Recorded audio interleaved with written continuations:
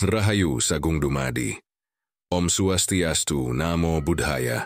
Salam kebajikan. Salam sejahtera bagi kita semua. Selamat datang di channel Babat Nusantara, sebuah ruang atau tempat di mana kita menelusuri jejak-jejak sejarah dan menggali kisah-kisah sejarah yang hampir punah dan terlupakan. Dalam tayangan kali ini, kami akan menceritakan tentang asal-usul dan sejarah kebangkitan Dinasti Shailendra. Pada abad ke-8 hingga ke-9 Masehi, Nusantara mengalami perkembangan politik dan budaya yang pesat, terutama di bawah kekuasaan Kerajaan Mataram kuno. Salah satu dinasti yang berperan besar dalam perjalanan sejarah kerajaan ini adalah dinasti Shailendra. Dinasti ini dikenal sebagai penguasa kuat yang membawa perubahan signifikan dalam bidang politik, ekonomi, dan agama. Keberadaan mereka turut membentuk lanskap kekuasaan di Jawa dan memberikan pengaruh besar yang masih terasa hingga saat ini. Mataram kuno pada masa itu merupakan pusat peradaban yang berkembang di Pulau Jawa dengan wilayah kekuasaannya yang mencakup dataran Kedu dan sekitarnya. Kerajaan ini memiliki karakter agraris yang kuat dengan pertanian sebagai basis utama ekonominya. Selain itu, hubungan dengan kerajaan-kerajaan lain di Asia Tenggara turut berperan dalam menentukan arah kebijakan politiknya. Dalam dinamika kekuasaan yang terus berubah, dinasti Shailendra muncul sebagai salah satu penguasa dominan yang berhasil mengukuhkan kedudukannya di antara dinasti-dinasti lain yang bersaing memperebutkan kendali atas Mataram kuno, asal-usul dinasti. Shailendra masih menjadi perdebatan di kalangan sejarawan. Beberapa teori menyebutkan bahwa mereka berasal dari India Selatan dan datang ke Nusantara melalui jalur perdagangan. Teori lain menyebutkan bahwa mereka merupakan bagian dari elit lokal yang perlahan-lahan berhasil membangun dominasi politiknya di wilayah Jawa. Apapun asal-usulnya, dinasti ini dikenal sebagai penguasa yang membawa pengaruh besar dalam berbagai aspek kehidupan, terutama dalam penyebaran agama Buddha Mahayana. Dukungan mereka terhadap agama ini terlihat jelas dalam berbagai prasasti dan peninggalan sejarah yang masih dapat ditemukan hingga kini. Selain sebagai pemimpin dalam aspek spiritual dan budaya, dinasti Shailendra juga dikenal sebagai dinasti yang memiliki strategi politik yang cermat. Mereka menjalin hubungan erat dengan kerajaan-kerajaan maritim seperti Sriwijaya, yang saat itu menguasai jalur perdagangan utama di Asia Tenggara. Aliansi dengan Sriwijaya memberikan mereka keuntungan besar, baik dalam hal keamanan maupun dalam perkembangan ekonomi. Dengan mengontrol jalur perdagangan dan memastikan kestabilan ekonomi, dinasti Shailendra mampu mempertahankan kekuasaannya selama beberapa generasi. Kemunculan dinasti Shailendra juga ditandai dengan perkembangan pesat dalam bidang arsitektur dan pembangunan monumental. Mereka bertanggung jawab atas pembangunan sejumlah candi besar yang menjadi bukti kejayaan mereka. Salah satu yang paling terkenal adalah Candi Borobudur, yang hingga kini masih berdiri megah sebagai warisan budaya dunia. Pembangunan candi ini bukan hanya menunjukkan kemajuan dalam bidang arsitektur, tetapi juga menjadi simbol kekuatan politik dan spiritual dinasti Shailendra pada masanya. Dalam pembahasan ini, akan dikupas lebih lanjut mengenai asal-usul dinasti Shailendra, bagaimana mereka berhasil bangkit dan mengukuhkan kekuasaan mereka di Mataram kuno, serta faktor-faktor yang mendukung kejayaan mereka. Perjalanan mereka sebagai salah satu dinasti paling berpengaruh di Nusantara akan dibahas secara mendalam, mencakup strategi politik, perkembangan ekonomi, hubungan dengan kerajaan lain, serta warisan budaya yang mereka tinggalkan. Melalui kajian ini, kita dapat memahami bagaimana dinasti Shailendra berperan dalam membentuk sejarah Nusantara dan bagaimana pengaruh mereka masih terasa dalam berbagai aspek kehidupan hingga saat ini. Teori asal-usul dinasti Shailendra. Asal-usul dinasti Shailendra masih menjadi topik yang terus diperdebatkan oleh para sejarawan. Meskipun nama Shailendra muncul dalam berbagai prasasti yang ditemukan di Nusantara, tidak ada sumber yang secara jelas menyebutkan asal-usul pasti dinasti ini. Beberapa teori berkembang berdasarkan bukti prasasti, relief candi, serta catatan dari luar negeri yang memberikan petunjuk mengenai keberadaan mereka sebelum menjadi penguasa di Mataram kuno. Salah satu teori yang banyak dikemukakan adalah bahwa dinasti Shailendra berasal dari India Selatan. Pendukung teori ini berpendapat bahwa nama Shailendra memiliki kemiripan dengan istilah dalam bahasa Sanskerta yang berarti Raja Gunung. Nama ini dianggap menunjukkan hubungan dengan tradisi, politik dan keagamaan yang berkembang di India Selatan pada masa itu. Selain itu, adanya pengaruh kuat Buddha Mahayana dalam pemerintahan Shailendra juga sering dikaitkan dengan asal-usul mereka yang diduga berasal dari kawasan yang memiliki tradisi Buddha kuat seperti Bengal atau Tamil Nadu. Teori lain menyebutkan bahwa dinasti Shailendra merupakan bagian dari elit lokal yang berkembang di Jawa. Pendukung teori ini berargumen bahwa Shailendra bukanlah dinasti pendatang, melainkan hasil dari perkembangan politik dan sosial yang sudah ada di Mataram kuno.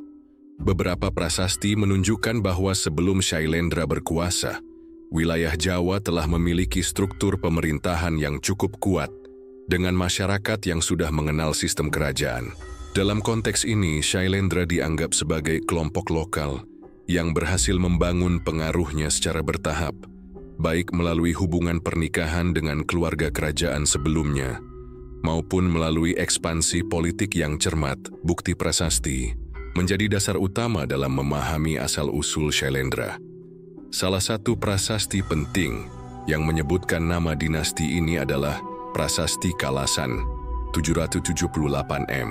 Prasasti ini mengungkapkan bahwa seorang raja dari wangsa Shailendra, atas permintaan para biksu Buddha, mendirikan sebuah candi untuk Dewi Tara dan menyediakan tanah serta sumber daya untuk para pendeta Buddha. Keberadaan prasasti ini menunjukkan bahwa pada masa itu, dinasti Shailendra sudah memiliki pengaruh besar di wilayah Mataram kuno dan aktif dalam mendukung perkembangan agama Buddha. Selain prasasti Kalasan, prasasti Nalanda yang ditemukan di India juga memberikan informasi penting mengenai asal-usul dinasti Shailendra. Prasasti ini dikeluarkan oleh Raja Balaputradewa, salah satu penguasa Shailendra yang kemudian berkuasa di Sriwijaya. Dalam prasasti tersebut, Balaputradewa menyebutkan bahwa ia adalah keturunan dari dinasti Shailendra yang sebelumnya memerintah di Pulau Jawa. Hal ini mengindikasikan bahwa Shailendra memang pernah berkuasa di Jawa sebelum akhirnya beberapa anggota dinasti tersebut berpindah ke Sriwijaya. Meskipun ada perbedaan pendapat mengenai asal-usul mereka, satu hal yang tidak dapat disangkal adalah bahwa dinasti Shailendra muncul sebagai kekuatan dominan di Mataram kuno dan berhasil menanamkan pengaruhnya dalam berbagai aspek kehidupan. Mereka memiliki hubungan erat dengan kerajaan-kerajaan besar di Asia Tenggara dan mampu membangun struktur pemerintahan yang stabil. Dalam pembahasan selanjutnya akan dikaji lebih dalam mengenai bagaimana dinasti Shailendra mulai membangun pengaruhnya di Mataram kuno dan strategi yang mereka gunakan untuk mengukuhkan kekuasaan mereka. Bab berikutnya akan mengulas awal kemunculan Shailendra dalam sejarah Nusantara dan bagaimana mereka mampu bersaing dengan dinasti-dinasti lain dalam perebutan kekuasaan di Jawa. Awal kemunculan dan pengaruh Shailendra di Mataram kuno. Dinasti Shailendra mulai muncul dalam catatan sejarah pada abad ke-8 Masehi, ketika pengaruh mereka semakin kuat di kerajaan Mataram kuno. Keberadaan mereka pertama kali diketahui melalui berbagai prasasti yang menyebutkan nama Shailendra sebagai keluarga penguasa yang berperan besar dalam pemerintahan. Seiring berjalannya waktu, dinasti ini berhasil mengukuhkan dominasinya atas wilayah Jawa Tengah, membangun sistem pemerintahan yang kuat, serta menjalin hubungan erat dengan kerajaan-kerajaan lain di Asia Tenggara. Salah satu bukti awal keberadaan dinasti Shailendra adalah Prasasti Kalasan 774 M. yang mencatat bahwa seorang penguasa dari wangsa ini mendukung pembangunan sebuah candi Buddha untuk Dewi Tara. Dalam prasasti ini disebutkan bahwa pembangunan dilakukan atas permintaan para biksu Buddha yang memiliki hubungan dengan Sriwijaya.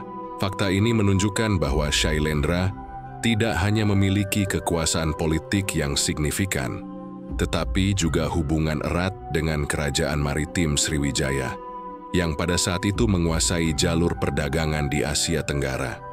Selain prasasti Kalasan, beberapa prasasti lain seperti prasasti Kelurak 782M dan prasasti Abhayagiri Wihara 792M semakin memperjelas peran Shailendra dalam pemerintahan Mataram kuno. Prasasti-prasasti ini menunjukkan bahwa dinasti ini memiliki pengaruh yang besar dalam bidang keagamaan, terutama dalam mendukung ajaran Buddha Mahayana. Hal ini terlihat dari kebijakan mereka yang mendorong pembangunan vihara dan candi-candi besar yang masih berdiri hingga saat ini. Untuk mengukuhkan kekuasaan, dinasti Shailendra juga menerapkan strategi politik yang cermat. Salah satu cara yang mereka gunakan adalah menguasai wilayah-wilayah strategis yang menjadi pusat kekuatan ekonomi dan militer. Penguasaan atas daerah-daerah subur di Jawa Tengah memungkinkan mereka untuk mengontrol produksi pangan dan memastikan stabilitas ekonomi kerajaan.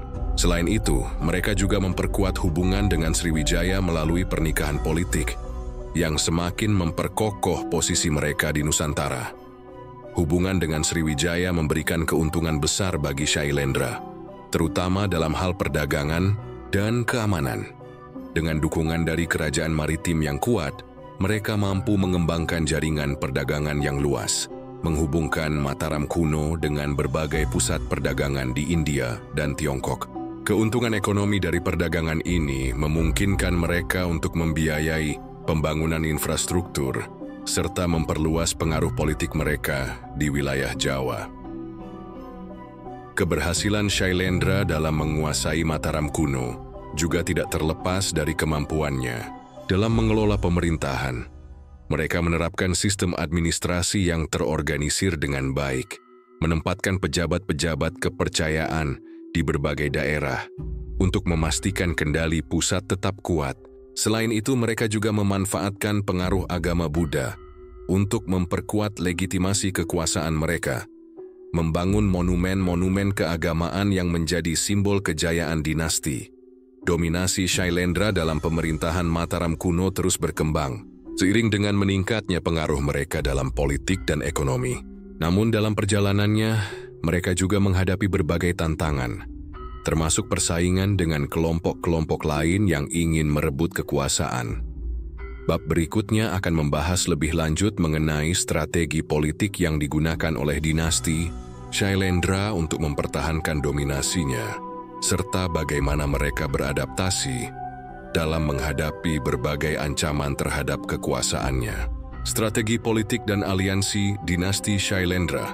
Keberhasilan dinasti Shailendra dalam menguasai Mataram kuno tidak hanya bergantung pada kekuatan militer atau pengaruh agama, tetapi juga pada strategi politik yang cermat. Salah satu taktik utama yang mereka gunakan adalah membangun aliansi dengan kerajaan-kerajaan kuat di Nusantara, terutama Sriwijaya. Selain itu, pernikahan dinasti menjadi alat yang efektif untuk memperkuat klaim kekuasaan mereka, serta mengamankan kestabilan politik di wilayah yang mereka kuasai. Pernikahan dinasti sebagai alat kekuasaan. Dalam dunia politik kerajaan, pernikahan seringkali lebih dari sekadar penyatuan dua individu. Pernikahan adalah alat diplomasi yang dapat mempererat hubungan antara dua kekuatan politik yang berbeda. Dinasti Shailendra memahami hal ini dan menggunakannya sebagai strategi untuk mengukuhkan dominasi mereka di Mataram kuno. Salah satu aliansi pernikahan yang paling berpengaruh adalah hubungan antara Shailendra dan Sriwijaya. Diperkirakan, salah satu penguasa Shailendra menikahi putri dari keluarga kerajaan Sriwijaya, yang tidak hanya memperkuat hubungan antara kedua kerajaan, tetapi juga memastikan bahwa Mataram kuno tidak menghadapi ancaman dari Sriwijaya. Sebagai imbalannya, Sriwijaya mendapatkan sekutu kuat di Jawa, yang dapat membantu mengamankan jalur perdagangan maritim mereka. Strategi pernikahan juga digunakan untuk meredam konflik internal di Mataram kuno. Pada masa itu, wilayah Jawa Tengah diperebutkan oleh berbagai kelompok penguasa, termasuk Wangsa Sanjaya, yang cenderung mendukung ajaran Hindu Siwa, dinasti Shailendra, yang lebih dekat dengan agama Buddha Mahayana, berupaya mengamankan kekuasaan dengan menjalin pernikahan dengan anggota keluarga kerajaan lain yang memiliki pengaruh besar. Pernikahan ini tidak hanya mempererat hubungan antara kelompok-kelompok yang bersaing, tetapi juga mencegah terjadinya perang yang dapat mengancam stabilitas kerajaan. Aliansi dengan Sriwijaya dan keuntungan geopolitik selain pernikahan dinasti, Shailendra juga menjalin hubungan erat dengan Sriwijaya melalui kerja sama ekonomi dan militer. Sriwijaya sebagai kerajaan maritim yang mengendalikan jalur perdagangan utama di Asia Tenggara, memiliki posisi yang sangat strategis. Dengan menjalin hubungan baik dengan Sriwijaya, Shailendra memperoleh berbagai keuntungan, termasuk perlindungan dari ancaman luar serta akses ke jaringan perdagangan internasional yang berkembang pesat pada masa itu. Aliansi ini juga memiliki dampak signifikan dalam bidang keagamaan dan budaya. Sriwijaya dikenal sebagai pusat pembelajaran agama Buddha Mahayana di Asia Tenggara. Dan hubungan erat dengan kerajaan ini memungkinkan Shailendra untuk memperkuat peran mereka sebagai pelindung agama Buddha di Nusantara. Pengaruh Sriwijaya dalam penyebaran agama dan ilmu pengetahuan membantu dinasti Shailendra dalam memperkokoh legitimasi mereka di Mataram kuno, terutama di kalangan komunitas Buddha. Selain itu, hubungan dengan Sriwijaya memberikan stabilitas ekonomi yang sangat dibutuhkan oleh Shailendra. Dengan akses ke jalur perdagangan internasional, kerajaan ini dapat mengembangkan ekonomi mereka melalui perdagangan rempah-rempah, emas, dan hasil pertanian. Pendapatan dari perdagangan ini memungkinkan Shailendra untuk mendanai pembangunan infrastruktur besar, termasuk candi-candi megah seperti Borobudur. Strategi mengatasi persaingan internal. Meskipun berhasil membangun aliansi yang kuat, Shailendra tidak terlepas dari tantangan politik internal. Pada masa kekuasaan mereka, Mataram kuno juga menjadi arena persaingan antara kelompok-kelompok penguasa yang berbeda. Wangsa Sanjaya, yang sebelumnya memiliki pengaruh kuat di wilayah tersebut, masih berusaha mempertahankan posisinya. Untuk menghadapi ancaman ini, Shailendra menerapkan strategi politik yang cerdik, termasuk menempatkan pejabat mereka di berbagai daerah strategis dan membangun infrastruktur yang dapat memperkuat kendali mereka atas wilayah yang dikuasai. Selain itu, mereka juga menggunakan simbolisme keagamaan untuk meneguhkan posisi mereka sebagai penguasa sah di Jawa Tengah. Pembangunan candi-candi besar bukan hanya sebagai bentuk penghormatan terhadap ajaran Buddha, tetapi juga sebagai representasi kekuatan politik yang ingin mereka tunjukkan kepada rakyat dan rival politik mereka. Strategi politik dan aliansi yang dibangun oleh dinasti Shailendra menjadi kunci utama keberhasilan mereka dalam mempertahankan kekuasaan di Mataram kuno. Dengan memanfaatkan hubungan pernikahan, menjalin kerjasama dengan Sriwijaya, serta mengelola persaingan internal dengan bijaksana, mereka mampu mempertahankan dominasinya selama beberapa generasi. Namun, meskipun strategi ini berhasil dalam waktu yang cukup lama, dinasti Shailendra tidak luput dari tantangan yang semakin besar. Seiring berjalannya waktu, tekanan dari dalam dan luar kerajaan mulai mengancam stabilitas mereka. Bab berikutnya akan membahas bagaimana dinasti Shailendra mencapai puncak kejayaannya serta berbagai faktor yang akhirnya menyebabkan melemahnya kekuasaan mereka di Mataram kuno. Ekonomi dan sumber daya kerajaan Shailendra. Keberhasilan dinasti Shailendra dalam mengukuhkan kekuasaannya di Mataram kuno tidak hanya bergantung pada strategi politik dan aliansi, tetapi juga pada kemampuan mereka dalam mengelola ekonomi dan sumber daya kerajaan. Kejayaan dinasti ini didukung oleh sektor agraris yang kuat, perdagangan yang berkembang pesat, serta pemanfaatan sumber daya alam yang bijak. Kombinasi dari faktor-faktor ini memungkinkan Shailendra untuk membangun infrastruktur megah, menjaga stabilitas pemerintahan, dan mempertahankan supremasi mereka di wilayah Nusantara. Sektor agraris, tulang punggung perekonomian Mataram kuno, terletak di dataran subur Jawa Tengah yang memiliki tanah vulkanik kaya nutrisi dan cocok untuk pertanian. Dinasti Shailendra memanfaatkan kondisi geografis ini dengan mengembangkan sistem pertanian yang produktif. Padi menjadi komoditas utama yang mendukung kehidupan masyarakat. Dengan sawah-sawah yang luas, dikelola menggunakan sistem irigasi yang canggih. Untuk memastikan hasil pertanian tetap stabil, Shailendra membangun saluran air dan bendungan guna mengontrol aliran sungai yang mengairi persawahan. Prasasti-prasasti yang ditemukan menunjukkan bahwa kerajaan ini memiliki sistem distribusi air yang terorganisir, memastikan lahan pertanian tetap subur sepanjang tahun. Dengan produksi beras yang melimpah, mereka tidak hanya dapat mencukupi kebutuhan rakyatnya, tetapi juga menjadikannya sebagai komoditas dagang yang bernilai tinggi. Selain padi, pertanian juga meliputi tanaman lain seperti tebu, kelapa, dan berbagai jenis rempah-rempah yang memiliki nilai ekonomi tinggi. Peternakan dan perikanan juga menjadi bagian dari ekonomi kerajaan, memberikan sumber protein yang penting bagi masyarakat. Dengan sektor agraris yang kuat, Shailendra mampu menjaga ketahanan pangan dan menopang pertumbuhan populasi kerajaan. Perdagangan dan hubungan ekonomi internasional. Selain sektor pertanian, perdagangan menjadi faktor utama yang mendorong kemakmuran dinasti Shailendra. Letak Jawa yang strategis di jalur perdagangan maritim membuat kerajaan ini menjadi pusat pertukaran barang antara berbagai kawasan seperti India, Tiongkok, dan Sriwijaya. Sebagai bagian dari jaringan perdagangan maritim yang luas, Shailendra memperoleh berbagai komoditas berharga dari luar negeri, seperti kain sutra, keramik, dan logam mulia. Sebagai imbalannya, mereka mengekspor hasil bumi seperti beras, rempah-rempah, kayu, dan emas. Hubungan dagang yang erat dengan Sriwijaya memberikan akses ke jalur pelayaran utama yang menghubungkan Nusantara dengan dunia luar, memperkuat ekonomi kerajaan dan meningkatkan pendapatan negara. Selain perdagangan luar negeri, ekonomi domestik juga berkembang melalui aktivitas pasar yang tersebar di berbagai kota dan desa.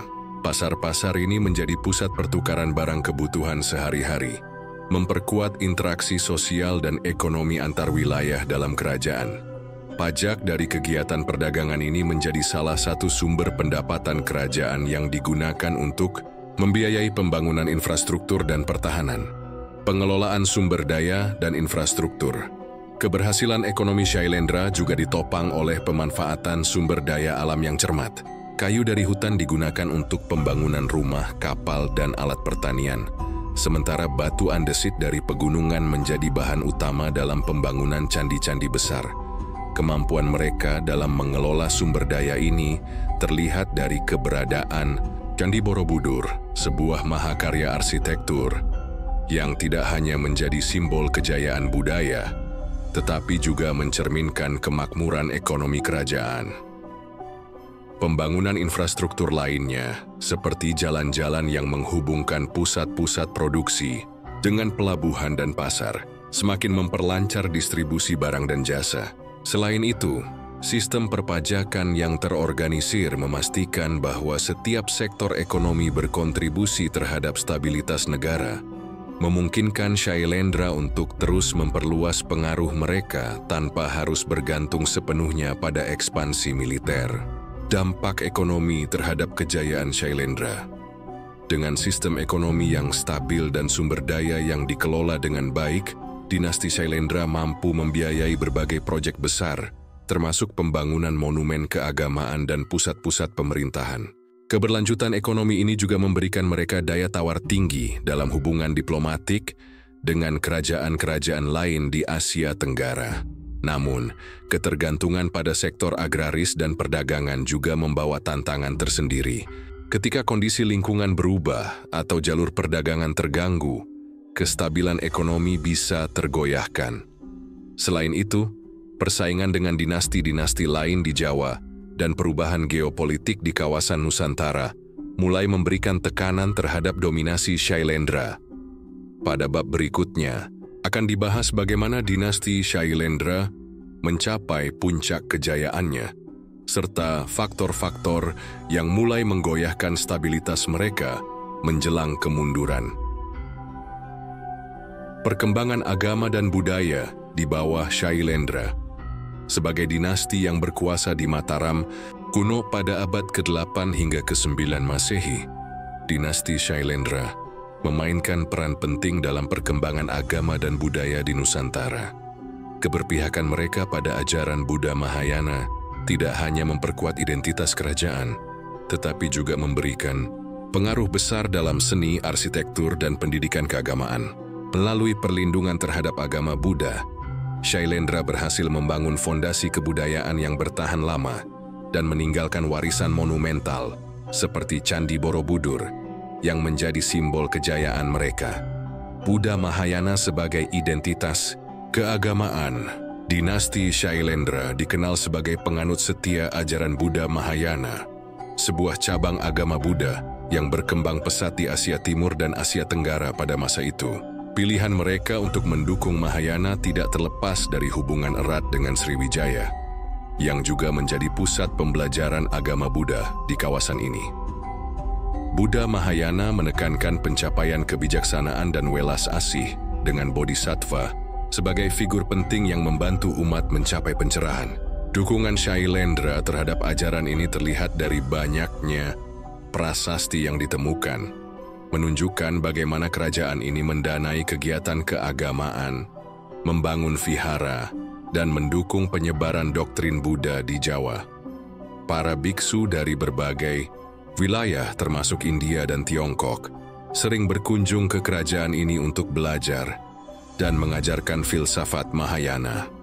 Selain itu, dalam upaya memperkuat legitimasi kekuasaan mereka, Shailendra menghubungkan diri dengan konsep Raja Bodhisattva, yaitu pemimpin duniawi yang memiliki kebijaksanaan dan welas asih seperti seorang bodhisattva. Konsep ini tidak hanya memperkuat otoritas raja di mata rakyat, tetapi juga menjadikan dinasti ini sebagai pelindung agama yang sah dan dihormati. Pembangunan candi sebagai manifestasi keagamaan. Salah satu warisan terbesar dinasti Shailendra adalah pembangunan candi-candi yang menjadi pusat kegiatan keagamaan. Candi-candi ini tidak hanya berfungsi sebagai tempat ibadah, tetapi juga sebagai pusat pendidikan dan simbol kekuatan kerajaan. Candi Borobudur merupakan pencapaian terbesar mereka, sebuah monumen agung yang mencerminkan kecanggihan arsitektur dan kedalaman spiritual Buddha Mahayana. Dibangun sekitar abad ke-8 hingga ke-9 Masehi, Borobudur dirancang sebagai mandala raksasa, menggambarkan perjalanan manusia menuju pencerahan. Relief yang menghiasi dinding candi menggambarkan kisah Jataka dan Avadana yang mengajarkan nilai-nilai kebajikan dan karma dalam ajaran Buddha. Selain Borobudur, dinasti Shailendra juga membangun candi-candi lain, seperti Candi Mendut dan Candi Pawon, yang memiliki hubungan erat dalam ritual keagamaan Buddha. Prasasti yang ditemukan di sekitar candi-candi ini menunjukkan bahwa pembangunan monumen keagamaan didanai oleh kerajaan dan para pendukungnya, termasuk bangsawan serta tokoh agama, hubungan dengan Sriwijaya dan pengaruh budaya. Dukungan Shailendra terhadap Buddha Mahayana semakin diperkuat oleh hubungan erat dengan Sriwijaya, yang pada masa itu dikenal sebagai pusat pembelajaran agama Buddha di Asia Tenggara. Banyak pelajar dan biksu dari luar Nusantara datang ke Sriwijaya untuk belajar, dan pengaruh ini kemudian menyebar ke Mataram kuno di bawah perlindungan Shailendra. Hubungan dengan Sriwijaya juga mempercepat masuknya seni dan filsafat dari India serta Tiongkok. Seni pahatan yang ditemukan pada relief Borobudur menunjukkan perpaduan unsur India dan lokal, mencerminkan bagaimana budaya luar diserap dan disesuaikan dengan tradisi Jawa. Selain seni rupa, pengaruh budaya juga terlihat dalam sistem tulisan dan bahasa yang digunakan dalam prasasti-prasasti peninggalan Shailendra. Beberapa prasasti menggunakan bahasa Sanskerta dan aksara Pallawa, menunjukkan hubungan erat dengan tradisi intelektual India. Ini membuktikan bahwa dinasti Shailendra tidak hanya berperan sebagai penguasa politik, tetapi juga sebagai pelindung kebudayaan dan ilmu pengetahuan, penyebaran agama dan diplomasi keagamaan. Di bawah Shailendra, Mataram kuno menjadi salah satu pusat penting dalam penyebaran Buddha Mahayana di Nusantara. Selain membangun candi dan vihara, kerajaan ini juga aktif dalam diplomasi keagamaan, mengundang cendekiawan dan biksu dari berbagai daerah untuk berbagi pengetahuan. Sejumlah bukti menunjukkan bahwa Shailendra mengirim utusan ke India untuk memperdalam pemahaman tentang ajaran Buddha dan menjalin hubungan dengan pusat-pusat pembelajaran di Nalanda dan Vikramashila. Hubungan ini menunjukkan betapa seriusnya mereka dalam membangun kerajaan yang tidak hanya kuat secara politik, tetapi juga menjadi pusat spiritual yang dihormati di kawasan Asia Tenggara. Keberhasilan Shailendra dalam memajukan budaya dan agama menciptakan jejak yang bertahan hingga berabad-abad, meski pada akhirnya kekuasaan mereka melemah. Warisan yang mereka tinggalkan, terutama dalam bentuk monumen dan peninggalan prasasti, terus menjadi bukti kejayaan mereka. Puncak kejayaan dinasti Shailendra masa keemasan. Dinasti Shailendra terjadi pada abad ke-8 hingga awal abad ke-9 Masehi, ketika mereka berhasil mengukuhkan dominasi atas Mataram kuno dan memperluas pengaruhnya di Nusantara. Pada periode ini, kerajaan mencapai puncak stabilitas politik, kemakmuran ekonomi, serta perkembangan budaya dan agama yang pesat. Shailendra tidak hanya memperkuat kekuasaannya di Jawa, tetapi juga menjalin hubungan erat dengan kerajaan luar, termasuk Sriwijaya, dan beberapa pusat peradaban besar di India, serta Tiongkok. Stabilitas politik dan pengaruh di Nusantara keberhasilan. Dinasti Shailendra dalam membangun stabilitas politik tidak lepas dari strategi diplomasi dan aliansi yang mereka jalankan. Dengan mengamankan hubungan dengan kerajaan-kerajaan maritim seperti Sriwijaya, mereka mampu mempertahankan posisi strategis di jalur perdagangan utama Asia Tenggara. Selain aliansi, pengelolaan pemerintahan yang efektif juga menjadi kunci kejayaan mereka. Para Raja Shailendra memusatkan kekuasaan di tangan kerajaan, tetapi tetap mempertahankan hubungan harmonis dengan elit lokal dan kelompok agama. Sistem pemerintahan berbasis monarki terpusat ini memungkinkan mereka mengendalikan berbagai wilayah dengan relatif stabil. Sebagai penguasa Mataram kuno, Shailendra juga memastikan bahwa daerah-daerah penting di Jawa Tengah tetap berada di bawah kendali mereka. Beberapa prasasti yang ditemukan menunjukkan bahwa wilayah kerajaan mereka mencakup sebagian besar Jawa Tengah bagian selatan yang memiliki tanah subur dan populasi besar. Dengan kontrol atas daerah ini, Shailendra dapat mengembangkan ekonomi dan memperkuat posisi mereka sebagai kekuatan dominan di Nusantara. Kemakmuran ekonomi dan perdagangan. Pada puncak kejayaannya, dinasti Shailendra menikmati pertumbuhan ekonomi yang pesat, didorong oleh sektor agraris yang kuat serta perdagangan maritim yang berkembang. Sebagai wilayah yang kaya akan sumber daya alam, Jawa menjadi pusat produksi berbagai komoditas penting seperti beras, rempah-rempah kayu dan logam mulia.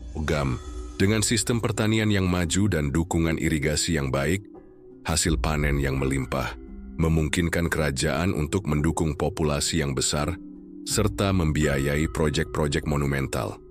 Selain itu, Shailendra juga aktif dalam perdagangan internasional.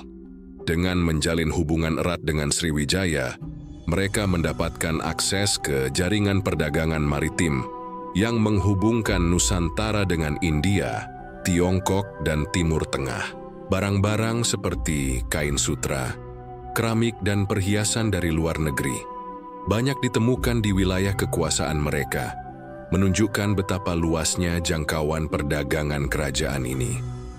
Pajak dari sektor perdagangan dan pertanian menjadi sumber pendapatan utama kerajaan. Dengan ekonomi yang stabil, Shailendra mampu membangun infrastruktur membiayai angkatan bersenjata, serta mendanai berbagai kegiatan keagamaan dan budaya yang semakin memperkuat citra mereka sebagai penguasa yang makmur dan berwibawa. Perkembangan budaya dan keagamaan. Puncak kejayaan Shailendra juga ditandai dengan kemajuan besar dalam bidang budaya dan agama, terutama dalam penyebaran ajaran Buddha Mahayana. Dukungan penuh dari para raja terhadap agama ini menjadikan Mataram kuno sebagai pusat pembelajaran dan penyebaran ajaran Buddha di Asia Tenggara. Selama periode ini, kerajaan mendanai pembangunan berbagai candi megah yang menjadi pusat kegiatan keagamaan dan intelektual.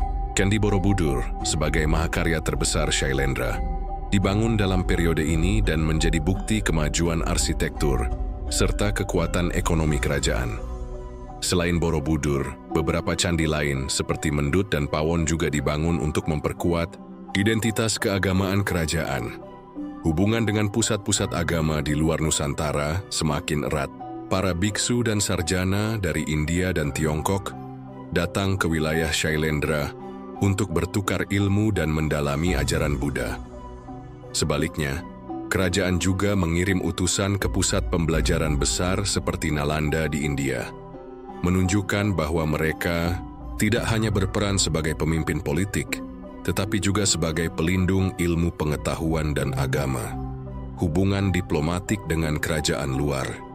Selain stabilitas internal, dinasti Shailendra juga aktif menjalin hubungan dengan kerajaan-kerajaan besar di luar Nusantara. Hubungan terpenting mereka adalah dengan Sriwijaya, yang pada saat itu menguasai jalur perdagangan maritim di Asia Tenggara.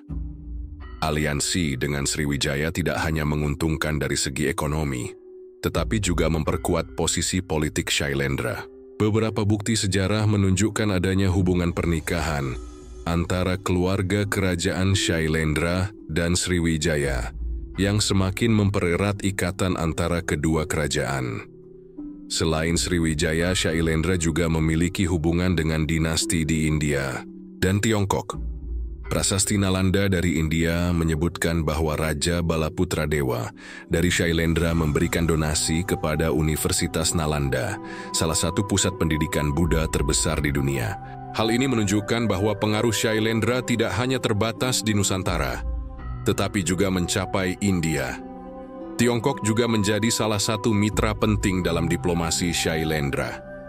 Catatan sejarah dinasti Tang menyebutkan bahwa utusan dari Jawa datang ke Tiongkok untuk menjalin hubungan dagang dan politik. Ini membuktikan bahwa kerajaan ini memiliki jaringan hubungan internasional yang luas, memperkuat kedudukan mereka sebagai kekuatan besar di Asia Tenggara. Puncak dominasi dan keseimbangan kekuasaan. Pada periode ini, dinasti Shailendra benar-benar mencapai puncak dominasi mereka.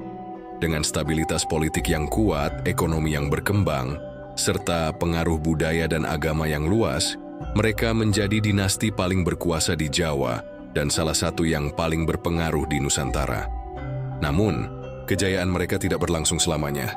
Seiring waktu, muncul tantangan-tantangan baru yang mulai mengguncang fondasi kekuasaan mereka. Konflik internal, perubahan geopolitik, serta persaingan dengan dinasti lain di Mataram kuno perlahan-lahan melemahkan dominasi Shailendra. Faktor kemunduran dinasti Shailendra. Meskipun dinasti Shailendra mencapai puncak kejayaan dan mendominasi Mataram kuno, kekuasaan mereka tidak bertahan selamanya. Seiring berjalannya waktu, berbagai faktor mulai melemahkan dinasti ini, menyebabkan kemunduran yang berujung pada hilangnya kendali atas wilayah Mataram kuno. Pergeseran kekuasaan, konflik internal, serta persaingan dengan dinasti lain menjadi faktor utama yang mempercepat kejatuhan mereka. Konflik internal dan perebutan kekuasaan. Salah satu penyebab utama kemunduran dinasti Shailendra adalah konflik internal dalam keluarga kerajaan. Seperti banyak dinasti lain dalam sejarah, perebutan takhta antara anggota keluarga seringkali memicu perpecahan yang melemahkan stabilitas politik. Prasasti-prasasti dari periode akhir Shailendra menunjukkan adanya persaingan antara keturunan raja-raja terdahulu. Konflik ini memecah kesatuan dinasti, menyebabkan perebutan wilayah kekuasaan yang pada akhirnya mengurangi efektivitas pemerintahan. Ketidakmampuan untuk mempertahankan solidaritas internal membuat kerajaan semakin rentan terhadap ancaman eksternal. Salah satu puncak dari perselisihan internal ini terjadi ketika terjadi persaingan antara Balaputra Dewa dan Rakai Pikatan. Balaputra Dewa yang merupakan pewaris dari garis Shailendra akhirnya dikalahkan dan melarikan diri ke Sriwijaya. Hal ini menandai berakhirnya dominasi Shailendra di Mataram kuno dan pergeseran kekuasaan ke dinasti lain. Pergeseran kekuasaan ke Wangsa Sanjaya, kejatuhan Shailendra, juga berkaitan erat dengan kebangkitan Wangsa Sanjaya, dinasti Hindu yang sebelumnya menjadi saingan mereka di Mataram kuno. Sejak awal berdirinya Shailendra, hubungan dengan Wangsa Sanjaya sudah dipenuhi ketegangan meskipun kedua dinasti ini sempat berbagi kekuasaan di Jawa.